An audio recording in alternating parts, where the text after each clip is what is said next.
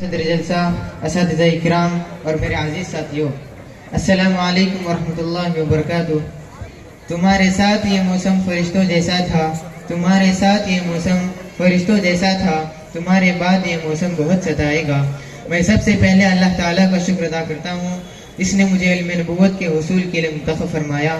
محترم سامعین، آج کا دن میرے لیے خوشی و مسرت کا ہے تو دوسری طرف رنج و غم کا بھی ہے۔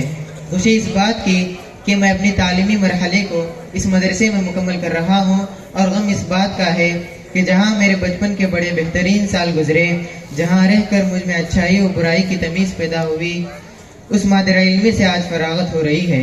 حضرات، میری پیدائش ایک مشہور شہر شموگا میں ہوئی۔ 5 سال بعد میرے والد صاحب نے میرا داخلہ ایک کانوینٹ اسکول میں کرایا۔ جب میں 10 سال پہنچا تو میرا گھرانہ شموگا سے منتقل ہو کر مردیشور میں سکونت پذیر ہوا۔ پھر یہاں کے اساتذہ اور ذمہ داران نے میرے والد کو یہ فکر دلائی کہ میرا داخلہ اس مدرسے میں کرائیں۔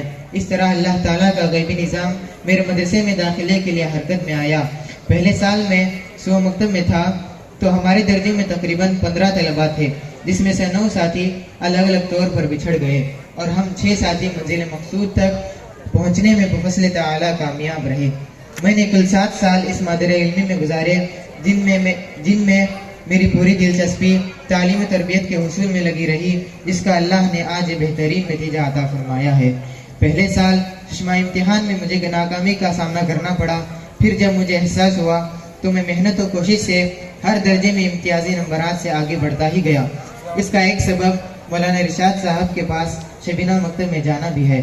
اس طرح گویا میرے دن کا اکثر وقت اپنے اساتذہ کے سایہ عاطفت تلے گزارنے کا بڑا اچھا موقع میسر آیا۔ انہی قوم کے معماروں نے ہی مجھ کندہ ناتراش کو تراش کر آبدار موتی بنایا، اور میں اپنے والدین کا بھی بڑا ممنون و مشکور ہوں کہ جن کے احسانات سے ہی زندگی معمور ہے، اور آخری دم تک بھی جن کے حقوق سے میں بری نہیں ہو سکتا۔ قدم قدم پر ان کی محبت اور دعا کا سہارا رہا، اور میں تمام اساتذہ کا بھی فردن شکر بجا لاتا ہوں، خصوصاً سابق محتمم مرحوم مولانا مبین خان ندوی کا، اور قاضی مولانا عبدالصمد صاحب، اور مولانا محمد حسین صاحب گیمہ، اور مولانا عبدالسبحان صاحب ندوی، اور مولانا فتح اللہ صاحب ندوی کا، اور محتمم مولانا محمد مزمل صاحب ندوی کا بھی، کہ جن تمام کا اس کمزور پودے کو ثمر آور درخت بنانے میں بڑا کردار رہا ہے۔ اور خصوصاً مدرسہ حاضہ کے نائب محتمم مولانا فضیل صاحب قاضی کا بھی شکر گزار ہوں، جن سے ہمیں تقریباً ہر درجے میں استفادہ کا موقع ملا۔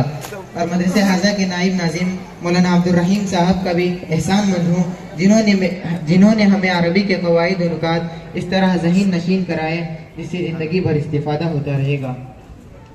اور میں مولانا حسین قاضی صاحب ندوی کا بھی مشکور ہوں، جن کا اس روداد علمی کو تیار کرنے میں بڑا ہاتھ رہا ہے۔